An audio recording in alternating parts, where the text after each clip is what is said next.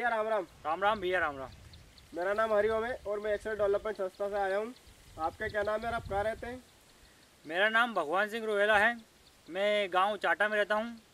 तहसील नरसिंहगढ़ है, जिला राजगढ़ है, पोस्ट बोड़ा है, थाना पचोर है और मैं किसान हूँ, खेती करता हूँ। अच्छा, आप किसान हो।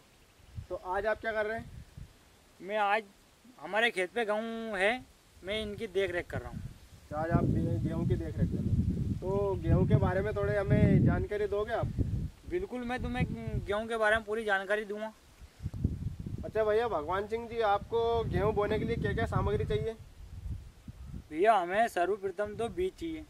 अच्छा। एक पहला सामग्री बीज, हम्म।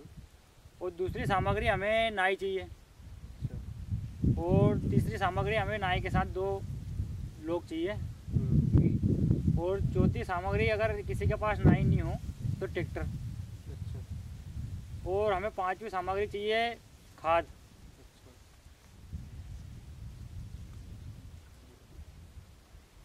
और हमें एक झोली चाहिए, 2 बेल चाहिए, और एक पराना चाहिए। अच्छा, तो आप इसको जब गेहूँ की बुआई कब करते हो आप? हम गेहूँ की बुआई दीपावली के लगभग करते हैं। दिवाली के लगभग। दीपावली के लगभग, जैसे हमारे सोयाबीन खेत में से निकालते हैं, दीपावली निकलती हो तो खेत में सोयाबीन को बाहर करके हम खेत की बढ़िया हकाई जुताई कर देते हैं। या तो हम पहला खेत में पानी निकालना, पानी निकाल के वापस उसे हकाई जुताई करके तैयार जब बड़ा बजा तब दीपावली के लगभग हम गेहूँ को ओढ़ देते हैं। अच्छा, तो आप जो हकाई करते हो खेत की, तो एक बार करते हो 2 बार करते हो? हम पहला तो हकाई करवाते हैं सोयाबीन निकालने के बाद, उसके बाद उसमें खेत में पानी निकाल देते हैं। पानी निकालने के बाद में जैसे बराब आता है तब अगर अपना खेत अगर सही हो तो डायरेक्ट गेहूँ बो देते हैं। बोने के बाद हकाई जुताई कर देते हैं वापस। अगर खेत में थोड़ी कच्ची आंकड़ा वाकड़ा हो तो एक बार और हमें बक्कर रख कर कुछ निकालनी पड़ती है। फिर जैसे अपन बक्कर निकाल के गेहूँ ओढ़ देते हैं। हम गेहूँ ओढ़ने के बाद में हम वापस जो अपना बक्कर में लोड है उसको दाता पास निकाल देते हैं और लोड को बढ़िया खेत पे घस देते हैं, बराबर कर देते हैं। तो उससे खेत बिल्कुल एक बराबर हो जाता है। जैसे ही खेत अपना बराबर हो जाता है तब हम उसमें पावड़े से पालियाँ बांध देते हैं। और वो हम बताएं पालियाँ क्यों बांधते हैं, क्योंकि उससे हमें पानी निकालने में बहुत सुविधा होती है। तो भगवान सिंह जी, जैसे आपने बताया कि आपको सामग्री के टाइम पे खाद भी चाहिए, तो आप क्या खाद मिला के बोते हो क्या गेहूँ के साथ? मिला के तो किसी किसान को बोना ही नहीं चाहिए, क्योंकि उस कोई कहीं की फसल हो उसमें नहीं बोना चाहिए। अच्छा। सभी किसानों से मेरा यही कहना है कि वो नहीं बोए। क्यों नहीं बोए? क्योंकि उसका कारण ये है कि जैसे अपन खाद मिला के अगर बोएंगे तो उससे अपना बीज खराब हो जाएगा, बीज में फफूंदन आ जाएगी। तो आप जैसे कि आप जब फिर उसको खाद को कब फेंकते हो, कैसे क्या करते हो? अगर किसी किसान के पास अगर देसी खाद हो तो जैसे गर्मी बरसात नहीं शुरू हो उसके पहले हम खेत में खाद डालते हैं, जैसे कि वर्मी कंपोस्ट किया हुआ खाद और कोई भी रोड़ी का खाद, वो देसी खाद तो हम उसी टाइम पे डाल देते हैं। और अगर किसी किसान के पास वो खाद नहीं हो और जो भी खाद वो मार्केट से खरीद के लाना चाहें तो वो क्या है कि जैसे अपन गेहूँ नहीं बोए हैं या तो उसके पहला डाल दो, और नहीं तो गेहूँ अपना जैसे ही थोड़ा 20-25 दिन का हो जाए, जैसे अपन उसमें सर्वप्रथम पानी निकालते हैं पहला पानी, उस टाइम पे पानी के साथ पानी नहीं निकले उसके साथ फेंक दो खेत में, और खेत में फेंकने के बाद पानी निकाल दो। तो भगवान सिंह जी, आप जो ये गेहूं का फसल लेते हो, इसका उत्पादन तो 1 बीघे में लगभग आप कितना निकाल लेते हो? हम भैया इसका उत्पादन हमारे गेहूँ के हिसाब से क्वालिटी रहती है। गेहूँ की क्वालिटी लगभग 4-5 प्रकार की होती है। अपन जैसी क्वालिटी का गेहूँ बोए वैसा निकलता है, लेकिन मेरा जो गेहूँ है लगभग मैं 10 क्विंटल से ऊपर लेता हूँ। अच्छा। 10 से 15 के बीच में मैं लेता हूँ। अच्छा, 1 बीघे का? 1 बीघा का। अगर जो भी किसान अच्छी मेहनत करेगा, टाइम पे पानी निकलेगा, खाद बीज टाइम पे देगा, खेत का अच्छी हकाई जुताई करेगा तो वह और भी अच्छी उत्पादन लेगा इनका। अच्छा। और जो किसान कम करेगा, जिसके पास कम पानी है तो वो थोड़ा कम लेगा। अच्छा भगवान सिंह जी, आप कह रहे हैं कि हकाई जुताई की बात जब आपने बोली अच्छे करना चाहिए, तो हकाई जुताई में क्या ध्यान रखना चाहिए? हमें अकाई जुताई में ध्यान विशेष यह रखना चाहिए कि जैसे अपनी गेहूँ की खेती अपन निकालें उस टाइम पे तुरंत ही खेत को पिलाव करवा दो। गर्मी के टाइम पे? गर्मी के टाइम। उससे क्या फ़ायदा है? और पिलाव भी कैसे कराएं मैं आपको पूरी जानकारी बताता हूँ कि जैसे कि अपन पिलाव करवा रहे हैं तो ऐसा नहीं होगा बराबर निकल जाए, पिलाव का बराबर रहता है। अच्छा। नहीं तो पिलाव नहीं लगेगा। जल्दी लगाए हुआ अगर जल्दी अपन पिलाव करवा देंगे तो उसमें भी कचला कट जाएगी, खेत थोड़ा नमी रहेगी तो। और अगर अपन लेट हो जाएगा तो पिलाव नहीं लगेगा, नहीं लग पाए। तो इसलिए मेरा सभी से कहना है कि पिलाव भी समय पर करवाए। अच्छा।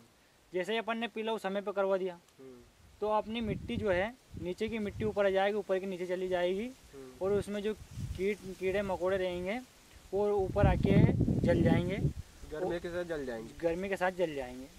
और जैसे ही अपनी गर्मी में गर्म हवा जो चलती है लू, खेत अपना जो गर्मी की हवा जो खा लेगा, गर्मी भर अगर वो पड़ा रहेगा वैसे ही तो उससे वो ऑटोमेटिक फसल अच्छी देगा।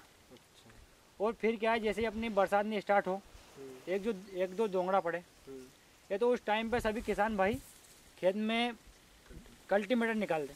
कल्टीमीटर अगर किसी के पास नहीं है तो बक्कर निकाल दें, खेत बराबर करने के लिए। खेत बराबर कर दें। फिर जैसे अपना खेत बराबर हुआ उसे वैसे उसमें खाद डाल दें। अच्छा, तो भगवान सिंह जी, आप जो गेहूं की फसल लगाते हो इसको लगाते समय इसमें क्या क्या सावधानी रखनी चाहिए? इसमें हमें सावधानी रखनी चाहिए, सबसे पहले तो हमें इसमें खाद मिला के नहीं उड़ना चाहिए। अच्छा। मैंने यहाँ पे पहले बताया और अब भी बताना चाहता हूँ कि इसमें क्या अगर अपन खाद मिला के उड़ेंगे, पानी अगर खेत में कम है, सही बराबर नहीं अपन ने उड़ दिया तो उससे फफूंद आ जाएगी। तो इसलिए ये तो पहली सावधानी थी। और दूसरी सावधानी अपनी है कि अपन ने गेहूँ फूकना नहीं चाहिए। अच्छा, फूक के नहीं डालना चाहिए। फूकना क्यों नहीं चाहिए? क्योंकि अपन जैसे ही गेहूँ फूक देते हैं तो वो ऊपर रहेंगे, उसकी जड़ें खेत में नीचे नहीं जाएगी। और अपन जैसे अकाई जुताई करते हैं, उसकी खेत बराबर करते हैं, तो अपन जैसे अपने बक्कर का लोड घसते हैं तो वो बक्कर के साथ में निकल जाएंगे। गेहूँ ज़्यादा पड़ेंगे कम पड़ेंगे, तो इसलिए अपन ने विशेष करके गाँव में फूकने भी नहीं चाहिए। और लाइन मतलब पूरे क्लियर लाइन से लाइन गेहूँ ओढ़ना चाहिए। उसमें क्या है, अपने थोड़े गेहूँ में अगर दूरी रहेगी तो हवा लगेगी, विकास आएगा, उससे क्या है कि अपना गेहूँ में अच्छी वो बनी रहेगी, पौष्टिकता बनी रहेगी। तो हमें ऐसी बहुत सारी सावधानियाँ हैं जो कि सभी किसान भाइयों को रखनी चाहिए। तीसरी सावधानी ये है कि हमें खेत में पाली बनानी चाहिए। वो क्यों बनानी चाहिए? क्योंकि जैसे कि अपन खेत में पाली नहीं बनाए तो जो मोटर का पाइप है वो रखेंगे अपन, तो उससे क्या गड्ढा पड़ेगा। अगर मान लिए एक जगह अपना गड्ढा पड़ गया तो ठीक है, अपन जगह जगह रखना पड़ेगा, तो जगह जगह गड्ढा पड़ेगा खेत में, तो उससे अपन दिक्कत भी आएगी और फसल नष्ट होगी और अपन ने खेत भी खराब होगा। और अपन जैसे कि पाइप इधर से उधर उटक पटकेंगे, उधर से इधर पटकेंगे तो अपनी जो खेत की गेहूँ जो भी फसल रहेगी वो मचेगी, खराब होगी।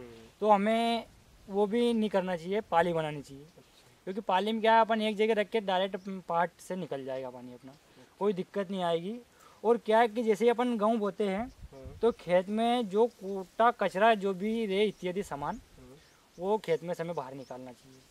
क्यों निकालना चाहिए? क्योंकि अपना गेहूँ है वो वैसे ज़्यादा बढ़ते हैं, तो इसलिए हमें कूटा कचरा जो भी बाहर निकाल देना चाहिए। तो साफ खेत साफ रखना चाहिए। बिल्कुल, खेत साफ रखोगे आप तो उसका आप पे उतना ही फ़ायदा मिलेगा। और मेरा कहना यह है कि जैसे कि अपन जो गेहूँ बोते हैं खेत में, अपने सावधानी एक ये भी है कि अपन गेहूँ बोए तो उसमें उसके अलावा गेहूँ के अलावा कोई भी बीज नहीं होना चाहिए। जैसे मिलाना नहीं चाहिए, कुछ भी नहीं मिलाना चाहिए। क्यों नहीं मिलाना चाहिए? क्योंकि हमें उससे खेत में थोड़ी दिक्कत आएगी। अच्छा, क्या क्या बीज मिलता है? जैसे कि अपने दूधी वगैरह वगैरह जो भी रहेगी, राई है, और ये सब कुछ भी नहीं रहना चाहिए, उसे सब निकाल देना चाहिए खेत से। अगर गलती सूख भी आए तो उसे निकाल दो खेत से। मतलब निंदाई गुड़ाई कर लेना चाहिए। निंदाई गुड़ाई करवा दो, ये भी सावधानी होती है। ये भी सावधानी। भगवान सिंह जी, आपको गेहूं की फसल से क्या लाभ है? हमें गेहूं से बहुत लाभ होते हैं। गेहूं से सर्वप्रथम लाभ ये होता है कि जैसे कि अपन ने जो गेहूं है इससे हमें शुक्ला निकलता है। वो शुक्ला जो है हमारे जानवरों को खिलाने में काम आता है।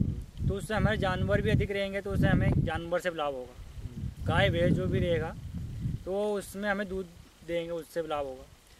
और जो हमारा शुक्ला निकलेगा ये अगर हमारे ज़्यादा है तो इससे हम ईंटा करवाने के में काम लेंगे, ईंटा करवा लेंगे।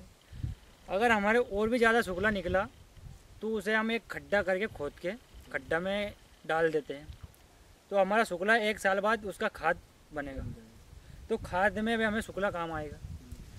तो इससे हमारा कम खर्च होता है और अधिक लाभ होता है, और इससे हमारे जो गांव है उसकी पैदावार ज़्यादा होती है, तो हमारे अनाज में भी वो ज़्यादा पैदा होगा, तो वो भी हमें लाभ है।